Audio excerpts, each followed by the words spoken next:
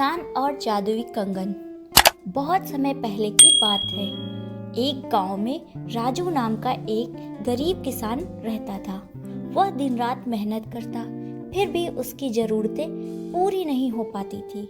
एक दिन जब वह खेत जोत रहा था, अचानक उसका हल किसी मजबूत चीज से टकराया। उसने जमीन खोदकर देखा तो वहां एक पुराना चमकदार कंगन पड़ा था।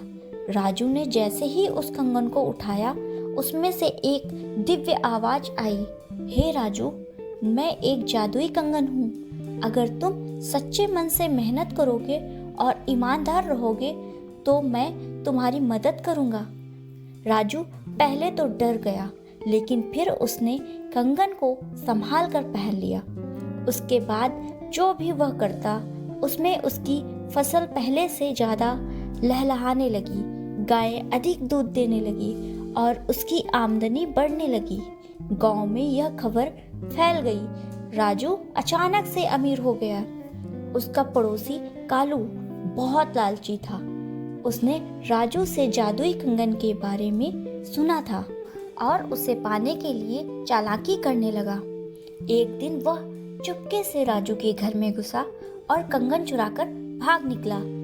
लेकिन जैसे ही उसने कंगन पहना, उसमें से एक फिर से आवाज आई, हे लालची मनुष्य, यह कंगन केवल सच्चे और मेहनती लोगों की सहायता करता है। जो लालच करता है उसके लिए यह श्राप बन जाता है। तभी कालू के साथ अजीब घटनाएं घटने लगी। उसकी फसलें सूखने लगी, पशु बीमार पड़ गए और उसकी मेहनत बेकार जाने लगी। डर कर उसने कंगन वापस राजू को लौटा दिया और अपनी गलती के लिए क्षमा मांगी।